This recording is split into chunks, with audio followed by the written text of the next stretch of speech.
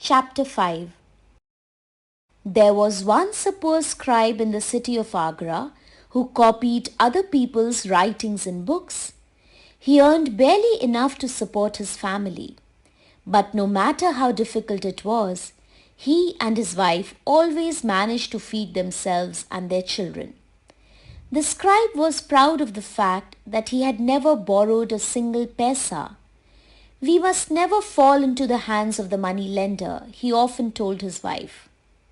"For if we do, we will surely be ruined."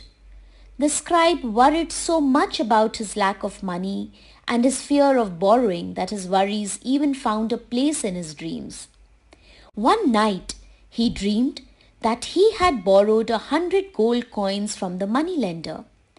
He woke up in terror, thinking, 100 gold coins? How could I even repay such a large sum? Still trembling from his nightmare, he woke his wife and told her all about it. They talked quietly for a while, and soon the scribe felt better. He fell asleep once more. The next day, as the scribe's wife drew water from the well at the end of the street on which they lived, she told her friends of her husband's dream.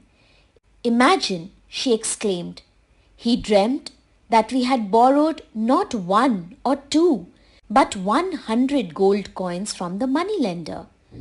Her friends laughed at her. A few of them thought it was a very good story and repeated it to their husbands when they got home. The story spread, and a few days later it reached the moneylender's ears. He laughed when he heard it, but his eyes began to glitter greedily. That evening he put on his turban and, picking up his walking stick, strolled over to the scribe's small house. "I've come," he announced to the nervous and worried scribe, "to remind you of the money you owe me." "Money?" squeaked the scribe in panic. "I owe you?" "Yes," answered the moneylender firmly. 100 gold coins. Surely you have not forgotten."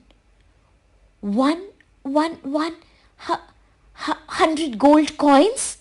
gasped the scribe in a falling voice, tottering to the nearest chair. The scribe's wife, who had been listening from an inner room, came hurrying out. "But it was only a dream," she cried. "You cannot ask us to return money that has only been borrowed in a dream." "Money is money," said the moneylender, "and money borrowed must be returned. You will have to start tomorrow. I am a good man, a kind-hearted man, and so I shall not demand it all back at once. 1 gold coin a month will do, and then there will be the interest above that as well." With these words, he stood up and left. The scribe began to moan softly. His wife sat down suddenly. They sat in silent despair. Suddenly the wife had an idea. "Husband," she said, sitting up straight, "we must beg Raja Birbal to help us. Only he can save us from utter ruin." At this, the scribe sat up. "I shall go to his house at once," he said. "If anyone can save us, it is he." Birbal listened to the poor scribe's tale of woe. Then he brought out a bag of gold coins and emptied them onto a table. He counted out 100 and put the rest away. Next he placed a large mirror in front of the coins.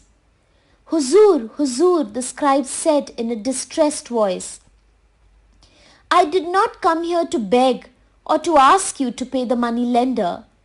Surely there is another way." "There is another," Birbal answered with a smile.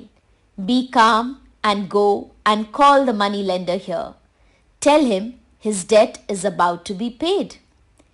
Full of doubts, the scribe hurried to the moneylender's house with Birbal's message.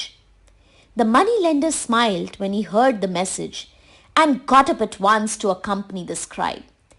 When they arrived at Birbal's house and were shown in, the moneylender saw the pile of gold coins on the table. He smiled and smiled, unable to take his eyes off them. The money behind the coins made the pile look large and more glittery. So, the scribe borrowed 100 gold coins from you in his dream, did he? That is so, replied the money lender, never taking his eyes off the coins on the table. Well, said Birbal, you may take all the coins in the mirror. The real coins belong to me, but all those in the reflection are yours in return for the dream loan. The money lender knew he had met his match. Without a word, he turned and left. Never again did he try to cheat anyone else in the city of Agra. Chapter